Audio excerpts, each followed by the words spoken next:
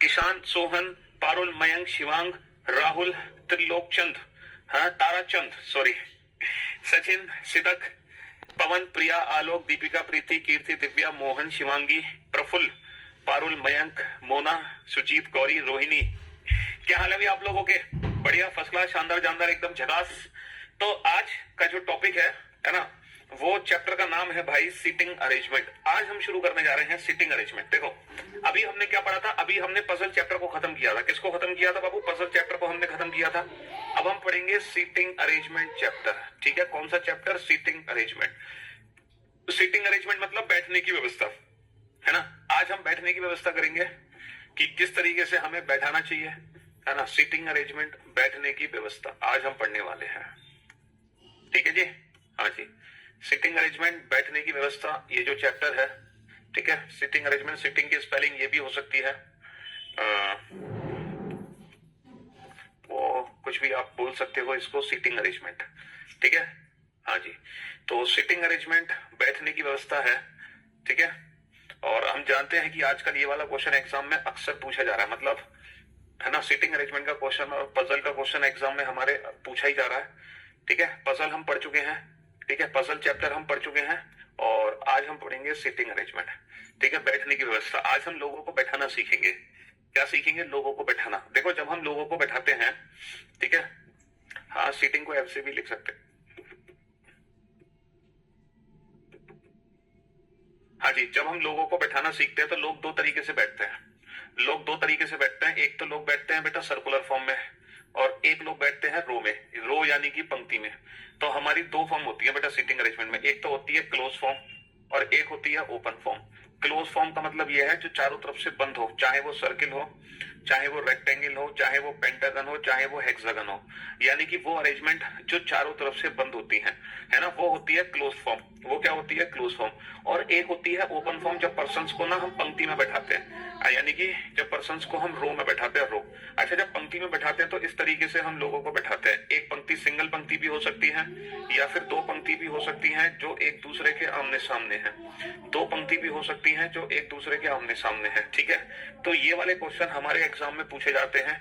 ठीक है, close form और ओपन फॉर्म। अच्छा, इन दोनों ही क्वेश्चन को करने की जो ट्रिक है वो डिफरेंट डिफरेंट ट्रिक है। ये वाले क्वेश्चन डिफरेंट अप्रोच से सॉल्व होते हैं और ये वाले क्वेश्चन डिफरेंट अप्रोच से सॉल्व होते हैं। इन दोनों क्वेश्चन को सॉल्व करने का मेथड ही अलग है। ठीक है, लेकिन क्वेश्चन को सॉल्व करने से पहले कुछ बेसिक सी टर्म्स हैं। उन बेसिक टर्म्स के बारे में मैं जानना चाहूंगा कि आप लोगों को वो बेसिक टर्म्स के बारे में पता है कि नहीं पता। तो कुछ बेसिक सी टर्म्स हैं, उनके बारे में मैं आपको बता दूं पहले। ठीक है, वो जरूरी है, क्योंकि अगर वो बेसिक टर्म्स के बारे में आप लोग नहीं जानते हैं तब आप सीटिंग अरेंजमेंट का कोई भी क्वेश्चन बना नहीं पाएंगे। देखो, अगर मैं क्लोज फॉर्म की बात करता हूं तो क्लोज फॉर्म में ना तीन टाइप के क्वेश्चन बनते हैं क्लोज फॉर्म के अंदर। इसके अंदर तीन टाइप है। पहली टाइप ये है व्हेन ऑल आर अराउंड, है ना, when all are sitting around the circle facing the centre. जितने भी लोग सर्कल के चारों तरफ बैठे हैं सबका फेस सेंटर है। दूसरी टाइप है when all are sitting around the circle facing opposite to the centre. जितने भी लोग बैठे हैं वृत्त के चारों ओर सबका फेस केंद्र से बाहर की ओर है। ये पहली अरेंजमेंट, ये दूसरी अरेंजमेंट। और तीसरी जो अरेंजमेंट होती है वो मिक्स्ड अरेंजमेंट होती है। कुछ लोगों का फेस सेंटर की तरफ होगा और कुछ लोगों का फेस सेंटर से बाहर होगा। ये मिक्स्ड अरेंजमेंट होगी, है ना। तो क्लोज फॉर्म में तीन अरेंजमेंट बनती है। पहला जिसमें सब लोगों का फेस सेंटर की तरफ हो, दूसरा जिसमें सब लोगों का फेस सेंटर से बाहर हो, तीसरा मिक्स्ड अरेंजमेंट। तो यहाँ पे कुछ बेसिक से टर्म्स हैं, उनका मीनिंग आपको पहले से पता होना चाहिए। तो मैं देख लेता हूँ वो वर्ड्स के मीनिंग आप लोग जानते हो कि नहीं जानते हो। ठीक है, मैं एक बार ये पता लगा लेता हूँ उन वर्ड्स के मीनिंग आपको पता है कि नहीं पता है। जैसे यहाँ पर एक सर्किल के चारों तरफ 8 लोग बैठे हैं, ए, है ना, 8 लोग बैठे हैं, A, B, C, D, E, F, G, H. There are 8 person sitting around the circular table, जिसमें से some of them are facing centre. कुछ लोग, बेटा ये जो एरो है ना, इसका मतलब है इसका फेस सेंटर में है, और ये जो एरो बाहर है इसका मतलब है इसका फेस सेंटर से बाहर है। ये तो फेसिंग सेंटर है और ये फेसिंग अपोजिट टू सेंटर है। ठीक है, ये जो एरो है ये किसको रिप्रेजेंट कर रहा है? एरो रिप्रेजेंट कर रहा है फेस को। ये किसको रिप्रेजेंट कर रहा है? ये फेस को रिप्रेजेंट कर रहा है। ठीक है, पर्सन का फेस किधर है? अंदर है फेस या बाहर है? अंदर है या बाहर है? अंदर है या बाहर है? बाहर है। ठीक है, अब कुछ बेसिक सी टर्म्स हैं, उनका मीनिंग मैं आप लोगों से पूछना चाहूंगा। वो आपको मीनिंग पता है कि नहीं पता? क्योंकि अगर वो मीनिंग नहीं पता फिर सीटिंग अरेंजमेंट का क्वेश्चन सॉल्व ही नहीं हो सकता। पहला पॉइंट है immediate neighbour. Immediate neighbour of G. G के निकटतम पड़ोसी कौन है? Immediate neighbour of G. G के निकटतम पड़ोसी कौन है? जी के निकट कौन बैठा है? जी के निकट कौन बैठा है? जी के पड़ोसी कौन है? जी के निकट कौन है? ठीक है। दूसरा पॉइंट है हु इज इमीडिएटली इमीडिएट। ठीक है, इमीडिएट को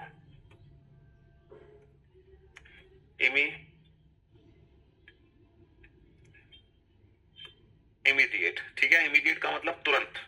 इमीडिएट का मतलब क्या होता है? तुरंत, तुरंत। Who is immediately next? Who is immediately next to G? G के, है ना, जी के अगले स्थान पे कौन है? जी के अगले स्थान पर कौन बैठा है? जी के अगले स्थान पर कौन बैठा है? जी के, है ना, जी के अगले स्थान पर, जी के अगले स्थान पर कौन बैठा है? जी के अगले स्थान पर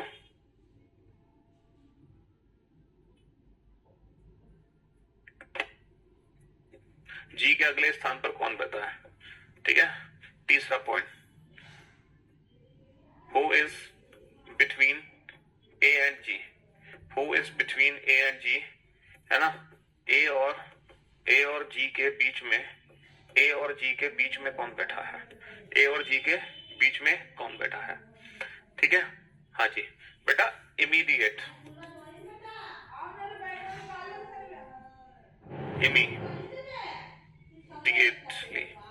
ये है who is immediately neighbour of G, who is immediate neighbour of G, who is immediately next to G.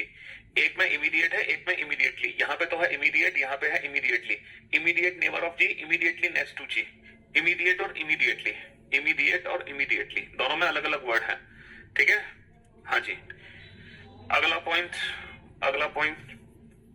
Who is opposite to G? Who is opposite to G? G के विपरीत कौन है? जी के विपरीत कौन बैठा है? Who is opposite to G? Who is facing G? Who is facing G? G के सम्मुख कौन बैठा है? जी के सम्मुख कौन बैठा है ना। इसके बाद जो पॉइंट है वो है who is immediately, who is immediate left of, immediate left of G? G के तुरंत बाईं ओर कौन है? जी के तुरंत बाईं ओर कौन है?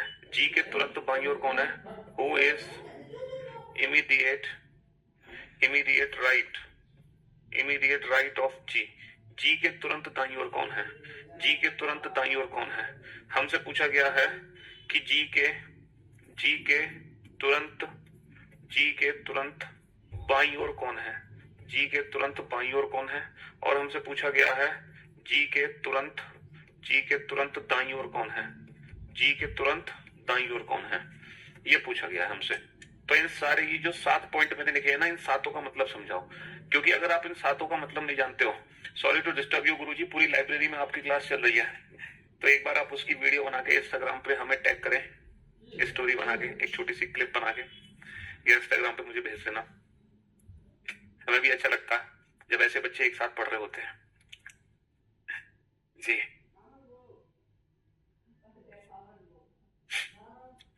अब ये जो 7 पॉइंट है ना, ये 7 बेसिक पॉइंट है ना, ये 7 बेसिक पॉइंट है।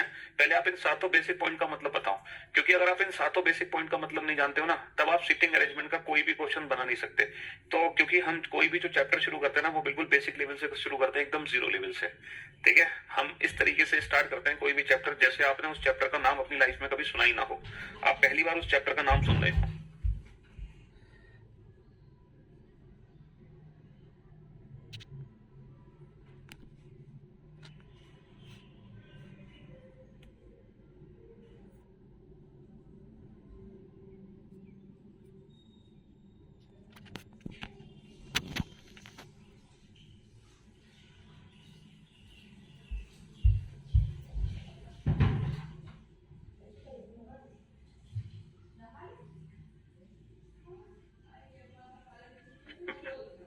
बहुत परेशान हूं, मैं यूपी से हूं और मेरा फॉर्म साइबर कैफे वाले ने दिल्ली रीजन से डाल दिया, तो अब क्या कर सकते हैं? दिल्ली रीजन में आके एग्जाम दे दो।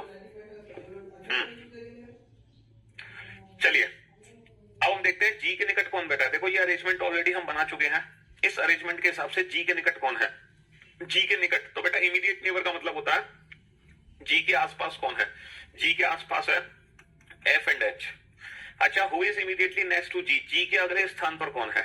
अच्छा, जी के अगले स्थान पर कौन है, देखो जो अगला स्थान है ना, अगले स्थान का मतलब बाया या दाया नहीं होता, अगले स्थान का मतलब लेफ्ट राइट नहीं होता, अगले स्थान का मतलब भी इमीडिएट नेबर होता है। तो जी के अगले स्थान पर कौन है, जी के अगले स्थान पर भी एफ और एच दोनों ही है, जी के अगले स्थान पर भी एफ और एच दोनों ही है, क्योंकि नेक्स्ट का मतलब इमीडिएट नेबर ही है, नेक्स्ट का मतलब इमीडिएट नेबर ही है। Who is between A and G, A और जी के बीच में कौन है बेटा, ए और जी के बीच में कौन बैठा है, ए और जी के ठीक बीच में कौन है, ए और जी के ठीक बीच में एच है। Who is opposite to G, G के विपरीत कौन बैठा है, जी के विपरीत कौन बैठा है, जी के सामने कौन बैठा है। Who is opposite to G, G के विपरीत कौन बैठा है, जी के विपरीत सी बैठा है ना, जी के विपरीत सी बैठा है, ठीक है। हाँ जी, who is facing G, G के सम्मुख कौन है। अच्छा, अगर मैं फेसिंग की बात करूं ना तो जी के सम्मुख कोई नहीं बैठा, पूछो क्यों। सम्मुख का मतलब होगा जिसका फेस जी की तरफ हो, मतलब जी, जी और उस व्यक्ति का फेस एक दूसरे के आमने सामने होना चाहिए। तो यहाँ पे अगर मैं फेस देखो, अपोजिट की अगर मैं बात करूं तो ए के अपोजिट ई है, बी के अपोजिट एफ है, सी के अपोजिट जी है और डी के अपोजिट एच है। लेकिन अगर मैं फेसिंग की बात करूं ना, फेसिंग ओनली नेबर होता तो भी यही कंसेप्ट यूज होगा। अगर मैं फेसिंग की बात करूं तो फेसिंग में यहां पर सिर्फ और सिर्फ बी और एफ है जो एक दूसरे को फेस कर रहा है। अगर इन 8% में से देखें कि कौन एक दूसरे के सम्मुख है तो only B and F are facing to each other, only B and F are facing to each other. केवल बी और एफ ही हैं जो एक दूसरे के सम्मुख बैठे हैं, सम्मुख का मतलब जिनका फेस एक दूसरे की तरफ हो। विपरीत तो ये सब एक दूसरे के हैं, लेकिन सम्मुख में सिर्फ बी और एफ एक दूसरे के सम्मुख है। अच्छा, अब आप ये बताओ इमीडिएट लेफ्ट और इमीडिएट राइट का मतलब क्या होता है। ये लेफ्ट राइट डिसाइड करना बेटा बहुत जरूरी है, क्योंकि अगर आपको लेफ्ट राइट का कंसेप्ट नहीं पता तब आप सिटिंग अरेंजमेंट का कोई क्वेश्चन नहीं बना पाओगे, कोई क्वेश्चन नहीं बना पाओगे सिटिंग अरेंजमेंट का, ठीक है। हाँ जी, अरे भैया पजल में जो सीटिंग अरेंजमेंट आता है वही तो चैप्टर हमने शुरू किया है, सीटिंग अरेंजमेंट। अब होंगे ना सीटिंग अरेंजमेंट के क्वेश्चन। यार कैसी बातें कर रहे हो तुम। हाँ, तो बेटा इमीडिएट लेफ्ट और इमीडिएट राइट को हम कैसे चेक करेंगे, इमीडिएट लेफ्ट और इमीडिएट राइट हम चेक करेंगे अकॉर्डिंग टू फेस। बेटा फेस कहां पर है, जैसे ये फेस अंदर है तो अंदर के हिसाब से बेटा लेफ्ट राइट क्या होगा ये डिसाइड करो। जैसे अगर मान लो मेरा फेस अंदर है, मेरा फेस अंदर है तो ये मेरा इमीडिएट लेफ्ट हो जाएगा और ये मेरा इमीडिएट राइट हो जाएगा। तो बाबू हम अपने अकॉर्डिंग लेफ्ट और राइट को डिसाइड करेंगे। हम फेस देखेंगे फेस अंदर है या बाहर है, उसके हिसाब से हम पता लगाएंगे। देखो ये फेस अंदर है तो ये ए का राइट हो गया, ये ए का लेफ्ट हो गया। जैसे बी है, बी, अब देखो बी का फेस अंदर है तो अगर ये फेस अंदर है तो बेटा इसका दाया किधर है, इसका राइट हैंड किधर है, इस साइड, इसका बाया किधर है, लेफ्ट हैंड किधर है, इस साइड। तो ये बी का हो गया राइट और ये बी का हो गया लेफ्ट। अब देखो सी का फेस ना बाहर है, सी का फेस बाहर है, अगर सी का फेस बाहर है तो सी का राइट, सी का दाया किधर हो जाएगा ऊपर, और सी का लेफ्ट, सी का बाया किधर हो जाएगा नीचे। तो ये सी का राइट हो जाएगा और ये सी का लेफ्ट हो जाएगा। तो मैंने आपको ए का राइट लेफ्ट बता दिया, मैंने आपको बी का राइट लेफ्ट बता दिया, मैंने आपको सी का राइट लेफ्ट बता दिया। अब बाकी पर्सन के जो राइट लेफ्ट है आप खुद से लिखें। जैसे मैंने ए बी सी के राइट लेफ्ट लिखे हैं वैसे ही आप बाकी पर्सन के राइट लेफ्ट खुद से लिखो। हाँ जी, चलिए फटाफट से लिखो सबके राइट लेफ्ट। अच्छा, क्योंकि आप ब्लड रिलेशन चैप्टर, हाँ ब्लड रिलेशन चैप्टर आप पढ़ चुके हैं तो आपको पता होगा कि हु वर्ड किसके लिए यूज होता है, एंड वर्ड किसके लिए यूज होता है, वाइल वर्ड किसके लिए यूज होता है, विच किसके लिए यूज होता है। जो कंजंक्शंस हमने यूज किए थे ना वो आप लोग पहले से जानते हो, समझ रहे हो उन कंजंक्शंस को। तो जब आप उन कंजंक्शंस को जानते हो तो उनका मीनिंग बहुत जरूरी है बेटा। पता क्यों जरूरी है उन कंजंक्शंस का मीनिंग पता लगाना, वो इसलिए जरूरी है वरना आप सेंटेंस का अर्थ का अनर्थ कर दोगे। क्या कर दोगे, अर्थ का अनर्थ कर दोगे। तो वो आप पहले से जानते हैं।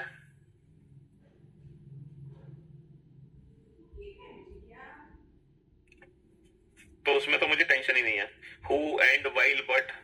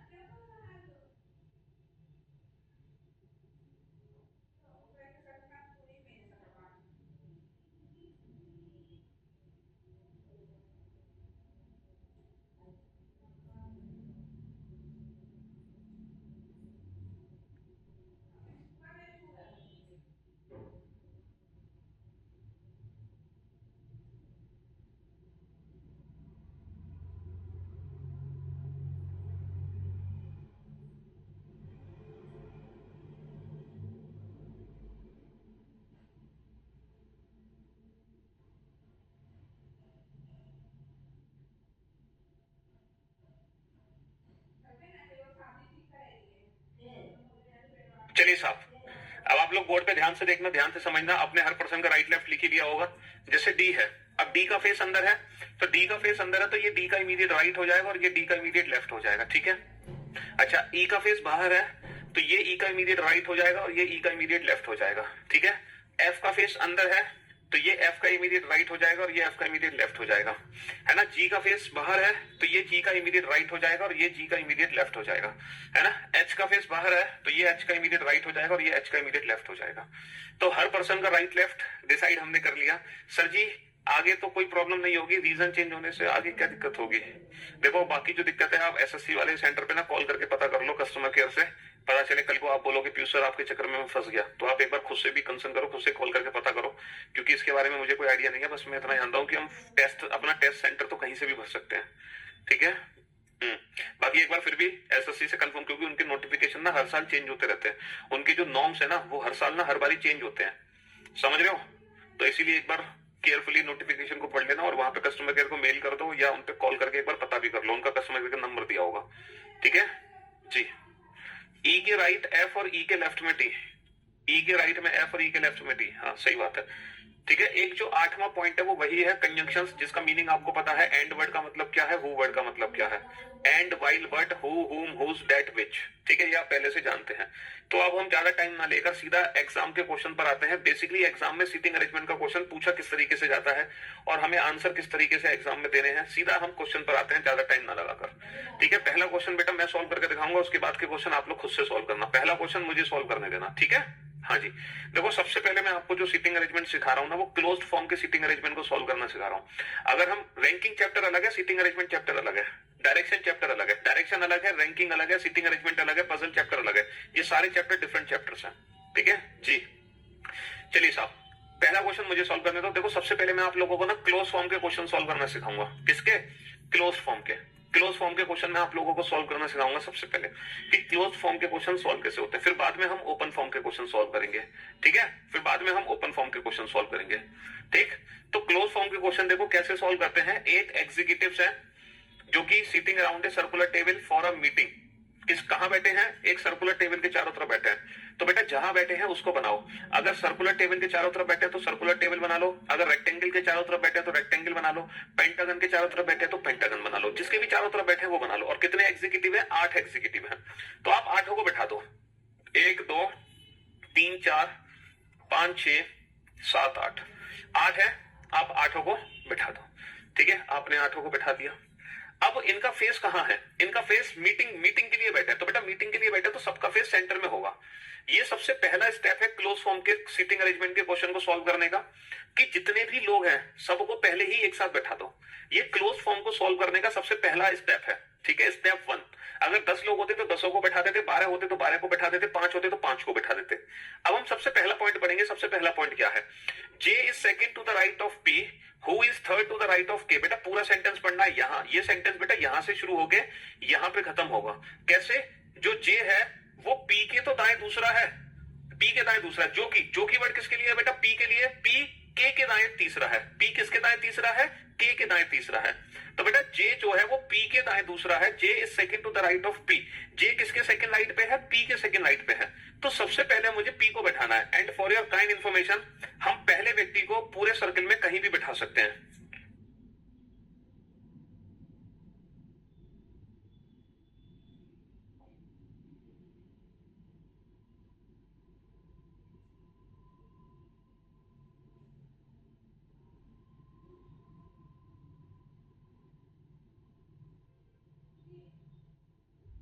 हाँ जी, तो बेटा J P के सेकंड राइट पर है, J P के दाईं और दूसरा है। तो सबसे पहले हम P को बैठाएंगे। And for your kind information, closed form में हम पहले व्यक्ति को कहीं भी बैठा सकते हैं।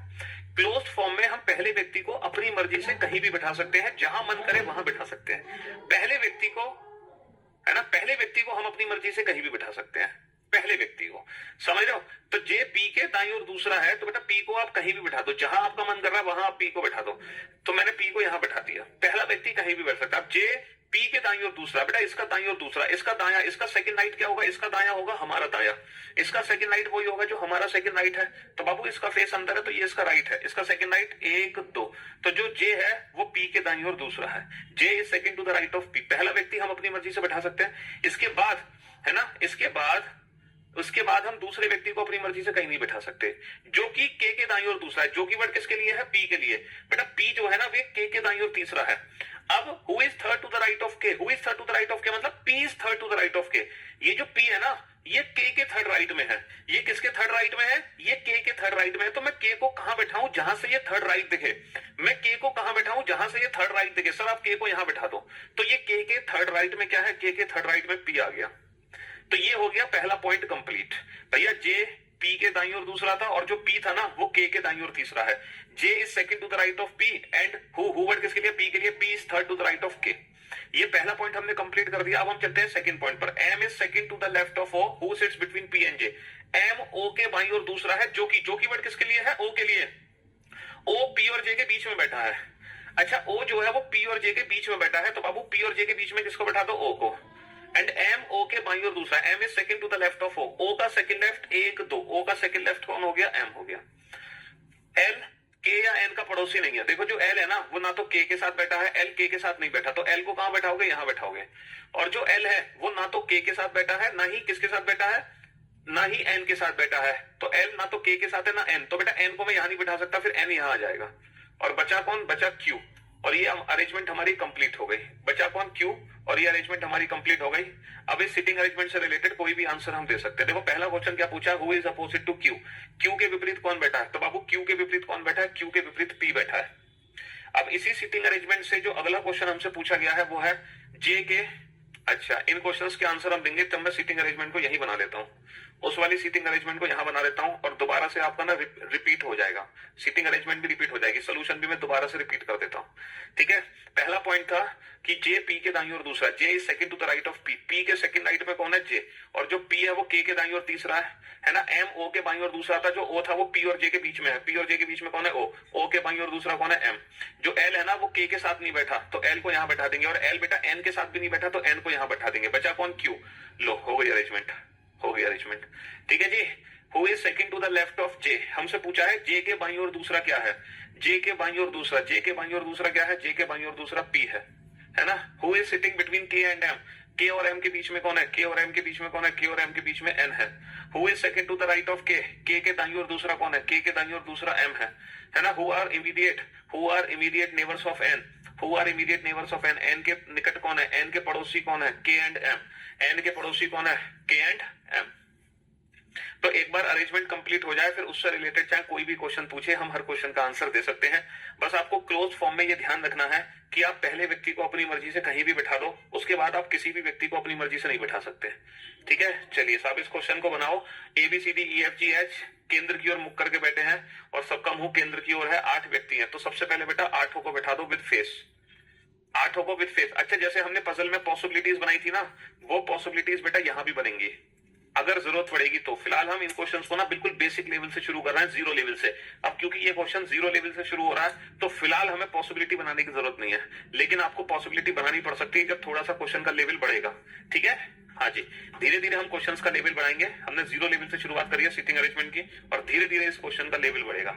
ठीक है, अब बनाओ इस क्वेश्चन को तसल्ली से।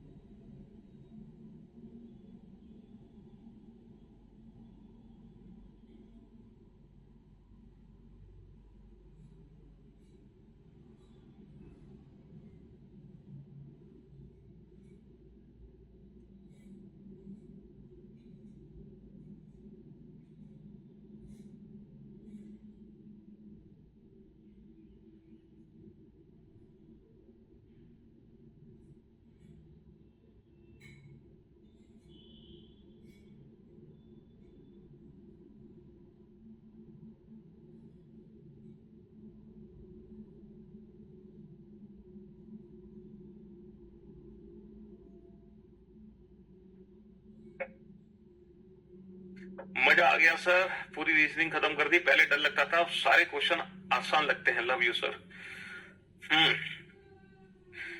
कोर्स कब एंड होगा? जब तुम मान लो तभी कोर्स एंड हो जाएगा।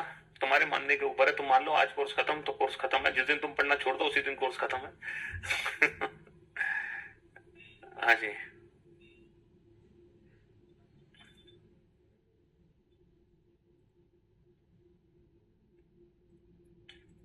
जिस दिन तुम पढ़ना छोड़ दो।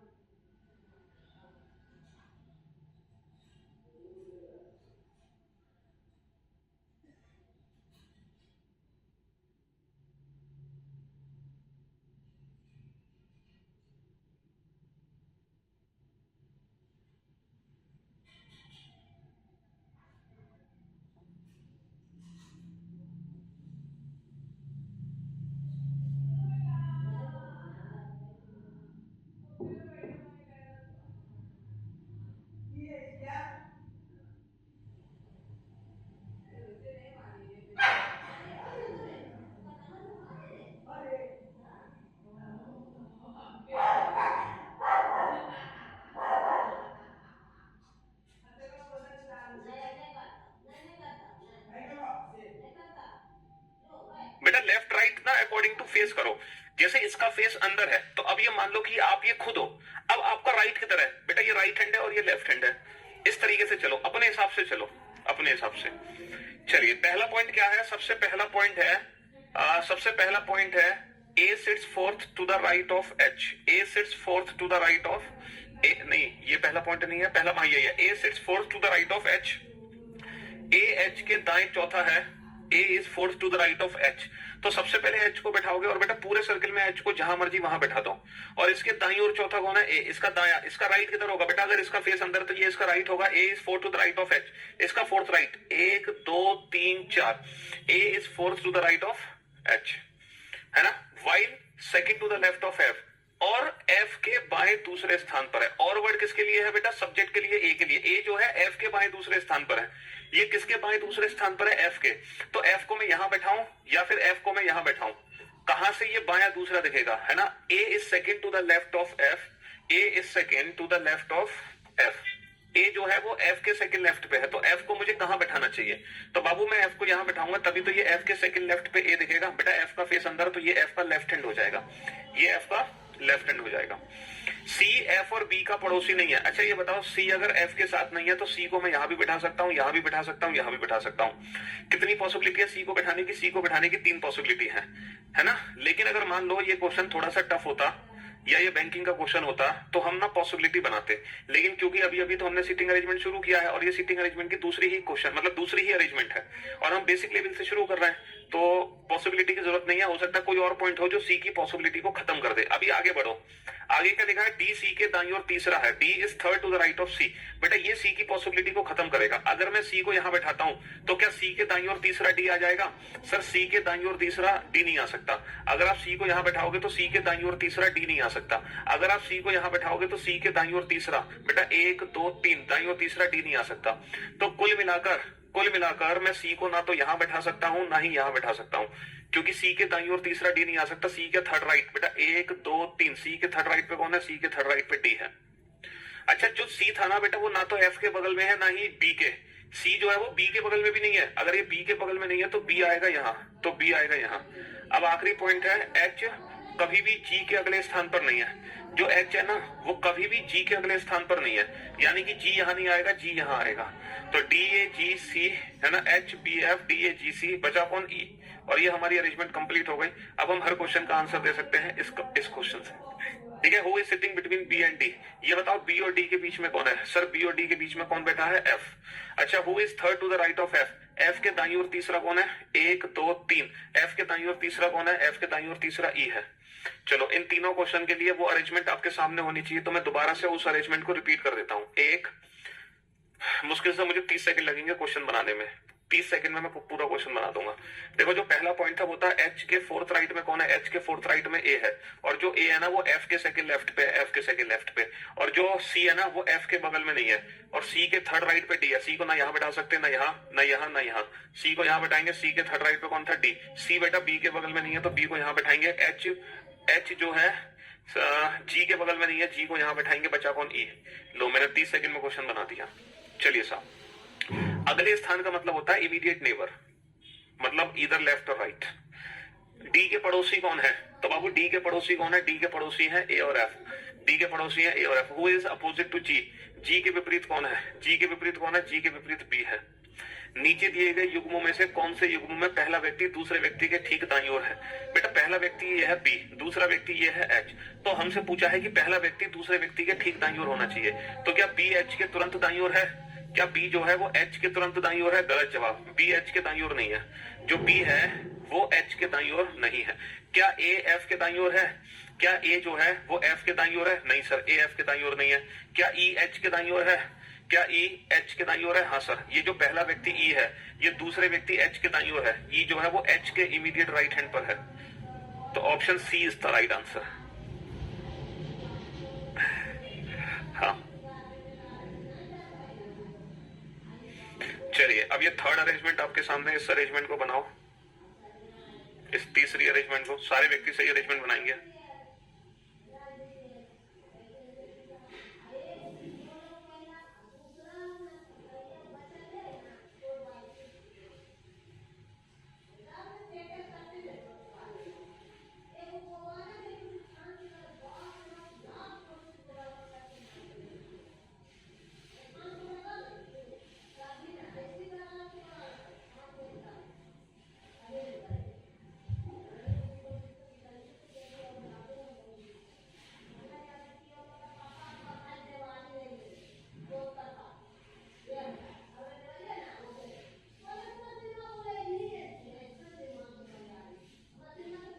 बनाओ फटाफट से।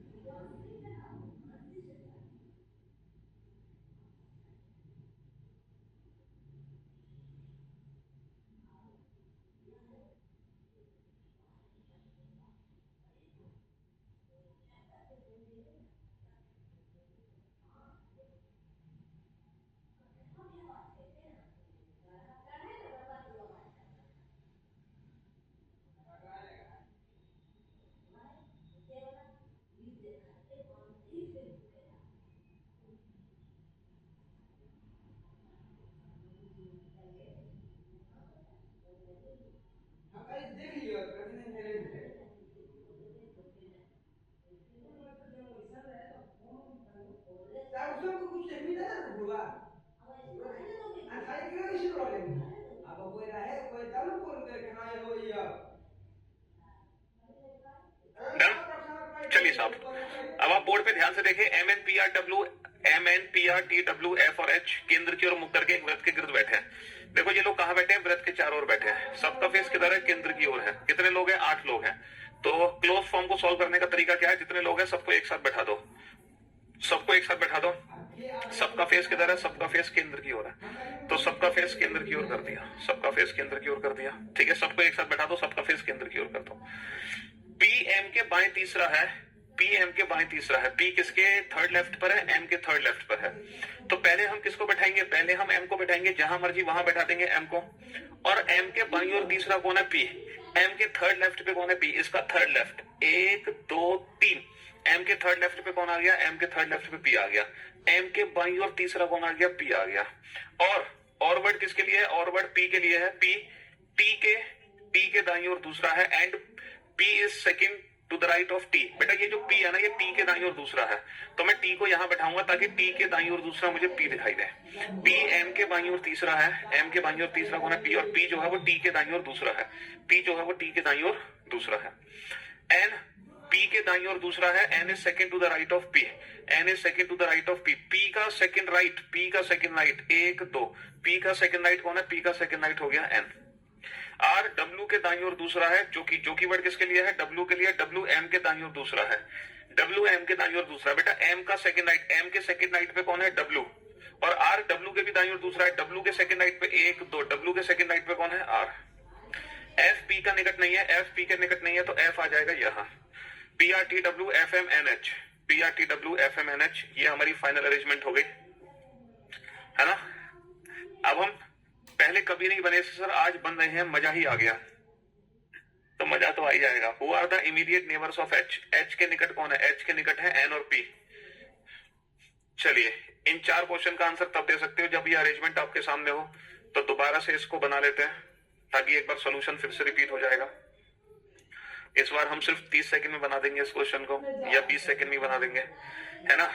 तो P M के बाईं ओर तीसरा है, M के बाईं ओर तीसरा कौन है? P। M का लेफ्ट 1 2 3, और जो P है वो T के सेकंड राइट पे, T के सेकंड राइट पे। W M के सेकंड राइट पे है 1 2, पर W के सेकंड राइट पे कौन है? R है। W के सेकंड राइट पे कौन है? R है। ठीक है। F P के साथ नहीं बैठा, F जो है वो P के साथ नहीं है, N P के दाईं ओर दूसरा है। अच्छा, जो N है वो P के दाईं ओर दूसरा, P के दाईं ओर दूसरा कौन है? N। F P के साथ नहीं है, तो P F आ जाएगा यहाँ, तो H आ जाएगा यहाँ। चलिए, अब आप इन 4 क्वेश्चन का आंसर दो, इन 4 क्वेश्चन का आंसर दो फटाफट से। इस अरेंजमेंट के जरिए इन 4 क्वेश्चन का आंसर दो।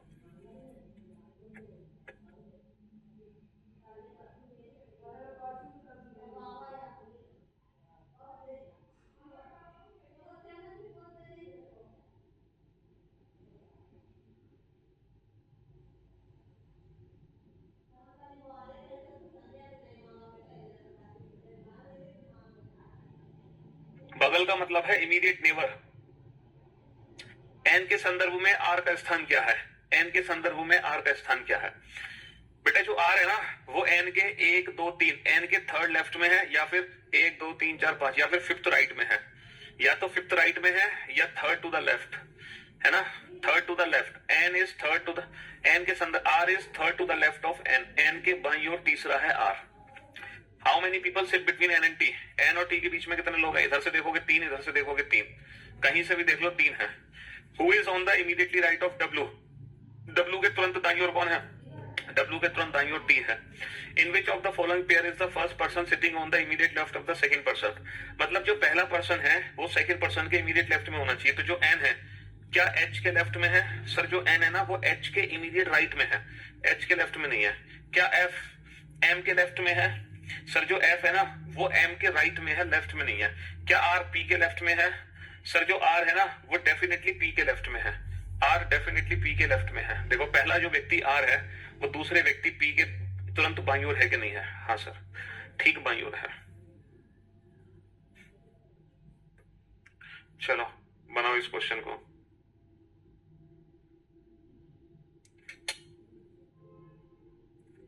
करो सॉल्व।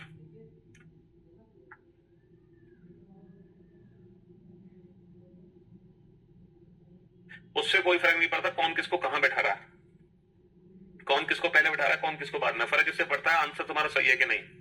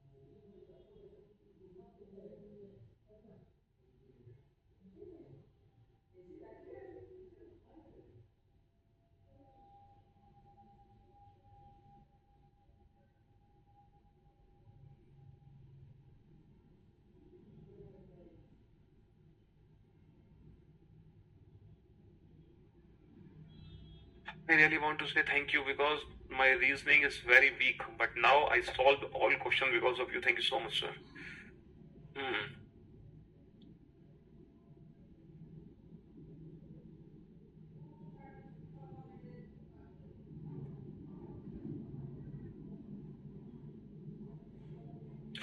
देखो कौन सी बगल लेफ्ट या राइट? अरे मेरे भाई बगल लेफ्ट और राइट कोई भी हो, दोनों ही बगल होती है, मतलब दोनों ही इमीडिएट नेबर हैं, दोनों ही निकट हैं। बगल का मतलब निकट, मतलब वो लेफ्ट भी निकट है राइट भी निकट है। निकट का मतलब दोनों को कंसीडर करते हैं हम, लेफ्ट और राइट दोनों ही कंसीडर होगा। निकट में लेफ्ट और राइट दोनों ही कंसीडर होगा, ठीक है।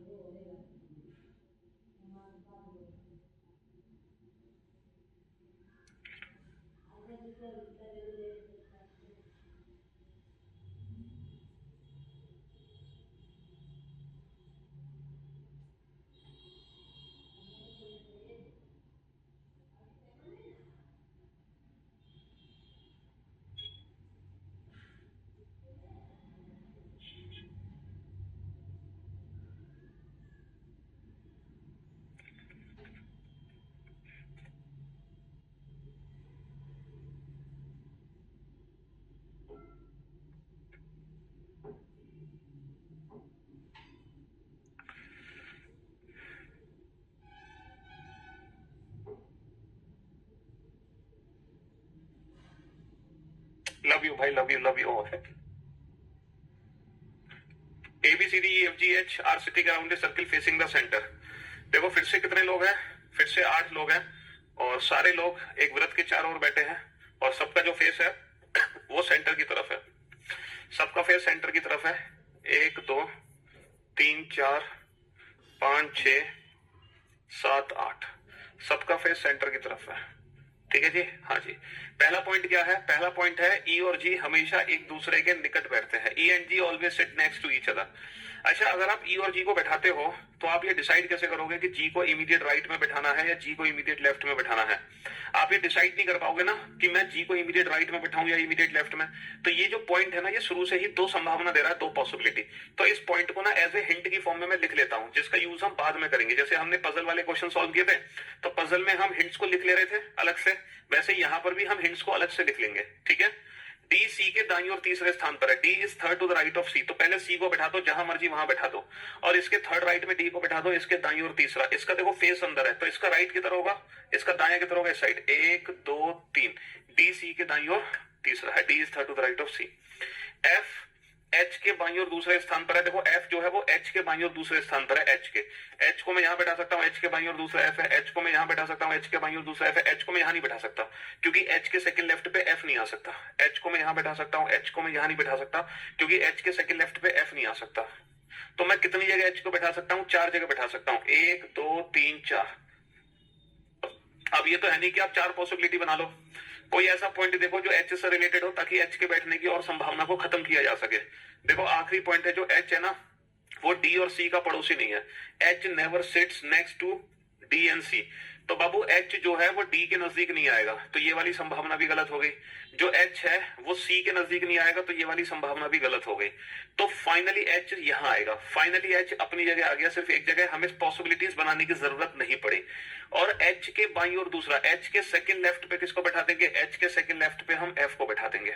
एच के सेकंड लेफ्ट पे किसको बैठा देंगे, एफ को बैठा देंगे। अच्छा, सी कभी ए के अगले स्थान पर नहीं है, सी नेवर सिक्स नेक्स्ट टू ए। ये भी हिंट है कि जो सी है वो ए के नजदीक नहीं है। D never sits next to G, जो डी है वो कभी जी के साथ नहीं आएगा। D never sits next to G. अब ये हमारे पास 3 हिंट है और ये क्वेश्चन हम बना चुके हैं। अब इन तीनों हिंट में से कौन सी हिंट का यूज हम पहले करें ये बताओ। सर पहले हम इस वाली हिंट को पकड़ेंगे, ई और जी एक साथ बैठाने हैं। अब ये बताओ इस पूरे सर्कल में ई और जी को मैं एक साथ कहां बैठाऊं। सर पूरे सर्कल में ई और जी को एक साथ हम यहीं बैठा सकते हैं, इसके अलावा कहीं और नहीं बैठा सकते। हम ई और जी को एक साथ यहीं बैठा सकते हैं। अच्छा, उसमें भी जो डी है ना वो जी के नजदीक नहीं है। ई और जी को एक साथ यहां बैठाना है और जो डी है वो जी के नजदीक नहीं है, तो जी को यहां नहीं बैठाएंगे, जी को यहां बैठाएंगे और ई को यहां बैठाएंगे, है ना। और जो सी है वो ए के नजदीक नहीं है, तो मैं ए को यहां बैठाऊंगा। और बचा कौन, बी। और ये अरेंजमेंट हमारी कंप्लीट हो गई। अब इस अरेंजमेंट से रिलेटेड क्वेश्चन क्या पूछा है, who is sitting on the immediately right of D. बेटा डी के तुरंत दाईं ओर कौन है, डी के तुरंत दाईं ओर एफ है। डी के तुरंत दाईं ओर कौन है, डी के तुरंत दाईं ओर एफ है। ठीक है, हाँ जी बीके, डी के तुरंत दाईं ओर एफ हो गया। इन क्वेश्चंस के आंसर दे पाओगे जब मैं उस अरेंजमेंट को यहां बना देता हूं। वो अरेंजमेंट यहां बना लेते हैं।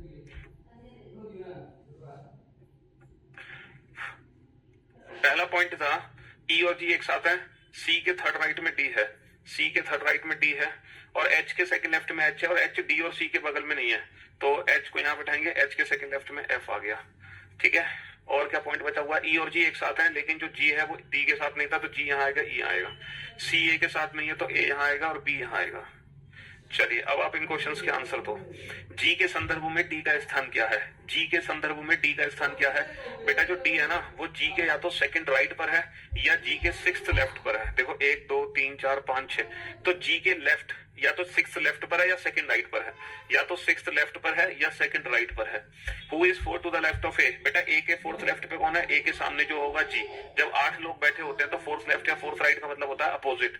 ठीक है, if C and H are interchange their place, अगर सी की जगह मैं एच को बैठा दूं और एच की जगह मैं सी को बैठा दूं और एच की जगह मैं सी को बैठा दूं, then who will be second to the left of E. तो ई के बाईं ओर दूसरा कौन है, तो ई के बाईं ओर दूसरा, बेटा ई के सेकंड लेफ्ट पे कौन आ जाएगा, ई के सेकंड लेफ्ट पे एच आ जाएगा।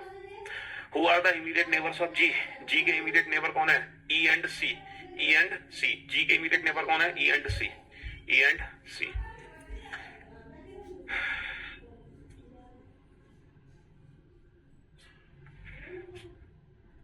तो फाइनली आज हमने 4 अरेंजमेंट पढ़ी, 4 अरेंजमेंट।